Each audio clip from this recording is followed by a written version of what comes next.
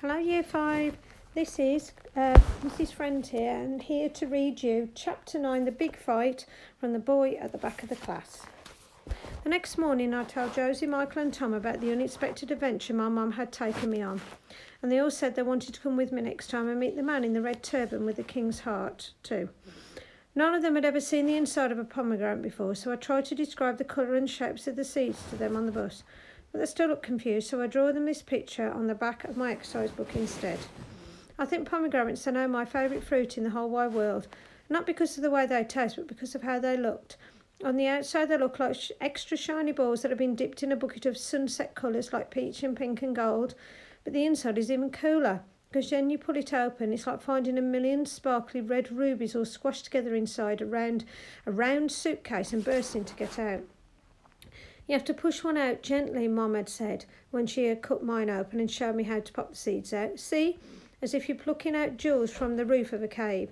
She showed me how to peel off the skin between the seeds too, but I didn't like that part so much because the peeling looked like little bits of old snake skin that I'd seen in a zoo once. I meant to give the pomegranate to the new boy at home time, but I was so excited that I couldn't wait till then. As soon as the bell for the first break began to ring, I hid the pomegranate under my school jumper and hurried out into the playground with it. We're not allowed to take food in the playground because we're only supposed to eat snacks in the dinner hall, but I wasn't going to eat it or make anyone else eat it, so I didn't think it counted.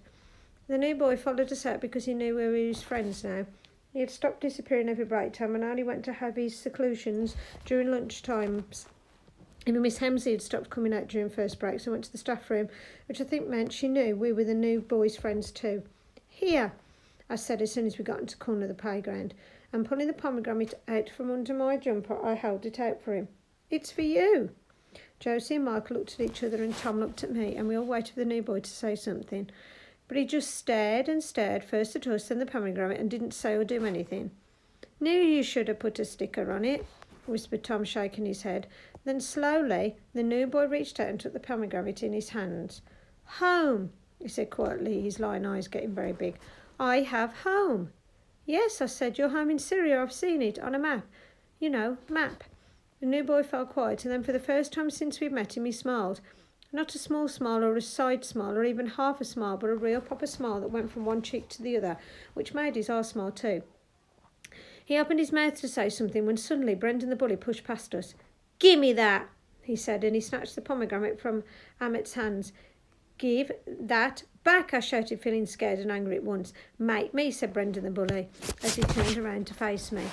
I don't know why, but sometimes when someone you don't like looks you right in the eye, they suddenly seem to grow taller and you seem to grow shorter, even when really you're both the same size. Usually it's only a few seconds and then you grow back to normal height again. But sometimes it goes on for so long that you wonder if you'll ever get back to the height you used to be. This was one of those times. When Brendan the bully turned to look at me, he stared into my eyes. So hard and for so long he seemed to grow by at least 2 more inches.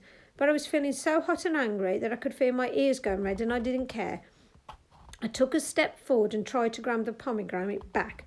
"Go on, try again," laughed Brendan the bully, as he whipped it away and held it high above his head. I could feel my face getting redder and redder and my legs getting shorter and shorter as I tried to jump and snatch it back from him. Then suddenly he threw the pomegranate to Chris, who was standing behind me. Chris caught it and tossed it up and down in one hand, waiting for us to try and do something. Josie and Tom and Michael all lunged forward, but Chris was too quick and threw the pomegranate to Liam, who quickly threw it back to Brendan the bully. This might have carried on all break time because Brendan the bully likes playing this game, and no one has ever beaten him at it. But then what happened next was unexpected, so shocking and so fantastic even Brendan the bully didn't know what to do. Because suddenly with a huge roar, Amit ran straight at Brendan the bully and then like an angry owl crashed into him with his head. Brendan the bully fell backwards onto the ground, his legs swinging up in the air. We all gasped out loud, but Amit didn't stop there. He jumped on top with his face red and patchy and punched Brendan the bully as many times as he could, shouting something that none of us could understand. Someone behind us shouted, "Fight!" and everyone in the playground ran over to watch. But, and this was the most shocking thing of all, it wasn't really a fight. You need 2 people at least to be fighting, and Brendan the bully wasn't fighting back. Not at all. Not even for a second. Instead, he was holding his arms over his face as Amit continued punching and roaring and shouting at him with all his might. "Break it up now," shouted a voice as the crowd parted and Mr. Irons and Mrs. Sanders came running through.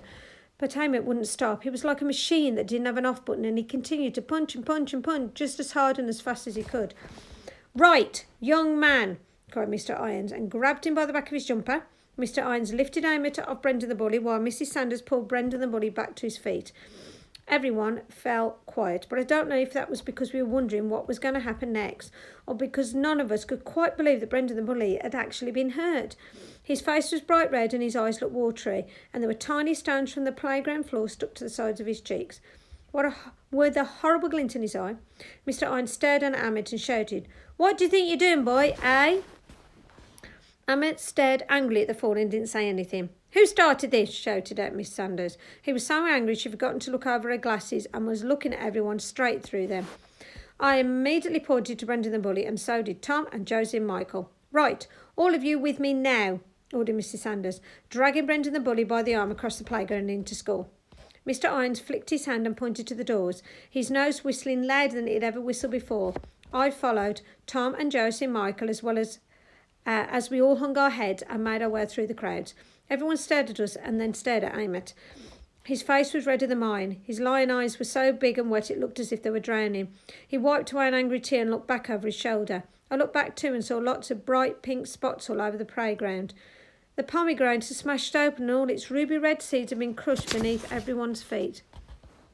After we told Mrs. Sanders all about what had happened, she gave me 50 lines to do for taking the pomegranate out in the playground, and said that Emmett and Brendan the bully had to write lines every night for the rest of the week. We tried to tell her and Mrs. Carr that the fight wasn't Emmett's fault, and that sometimes hitting someone when they're being horrible and taking something of yours away, you can make you feel 100 times better than just telling the teacher ever would, even 1,000,000 times better.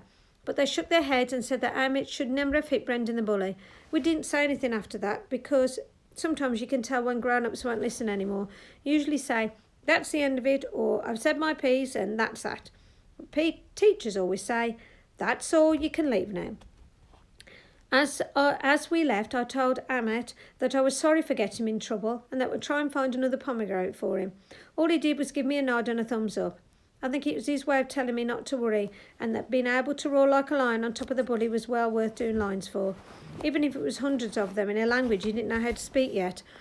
As we all went home that afternoon, we talked about the big fight and how Emmett was going to be famous because he was the first boy to ever beaten up Brendan the bully. "You wait and see," said Tom. "Everyone's going to want to be his friends now, even the cool kids." I guess Tom was right, but it made me feel sad. If Emmett made friends with the cool kids, that meant he wouldn't talk to us or play football with us anymore. There's a law that says cool kids can only ever hang out with other cool kids, and that they mustn't ever talk to us, except for when they're put in a group with us by a teacher. I don't know who wrote the law, but Michael knows all about it. I guess his mum must have told him. But it turned out Michael was wrong about the law, and because Emmett never stopped being our friend, not even after he became the most popular boy in the school for beating up Brendan the bully, and not even when all the newspapers in the world made him the most famous refugee boy on the planet. And that's the end of chapter 9. I hope you've enjoyed listening to it, and I wonder how he becomes the most famous refugee boy on the planet. Bye for now.